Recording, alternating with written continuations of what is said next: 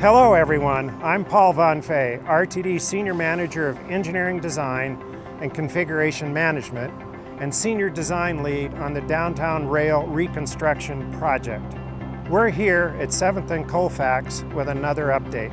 Construction continues in the Colfax Avenue alignment and the downtown loop work areas as crews advance rail reconstruction and underground infrastructure improvements in downtown. The project team also advanced designs for upcoming station work and collaborated to adjust downtown drainage work plans to meet on-site conditions. One of the biggest areas of progress in the Colfax alignment area this month was construction of the drainage system for the new rail. Before new track can be installed, crews dig up the area and build a drainage system that carries water away from the track. Keeping water from collecting in the track is critical because too much moisture can affect the stability of the rail.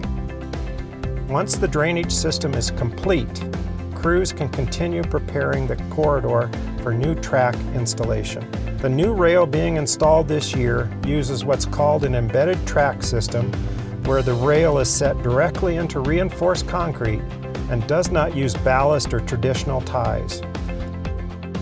Building this system is a step-by-step process. Crews first remove the existing concrete and rail, recycling both materials for future use. Next, they remove the underground ballast, prepare and compact the subgrade earth, and install a part of the underground rail utility system called duct banks. Duct banks are filled with conduit pipes that will later hold electrical cables, powering the rail and keeping everything moving in sync. Next, they construct the drainage system. Finally, pre-welded rail is placed, and crews use thermite welding to fuse the long rail sections. They ignite a mix of aluminum powder and iron oxide to create molten steel that bonds the rails, then grind the cooled joint to match the rail profile.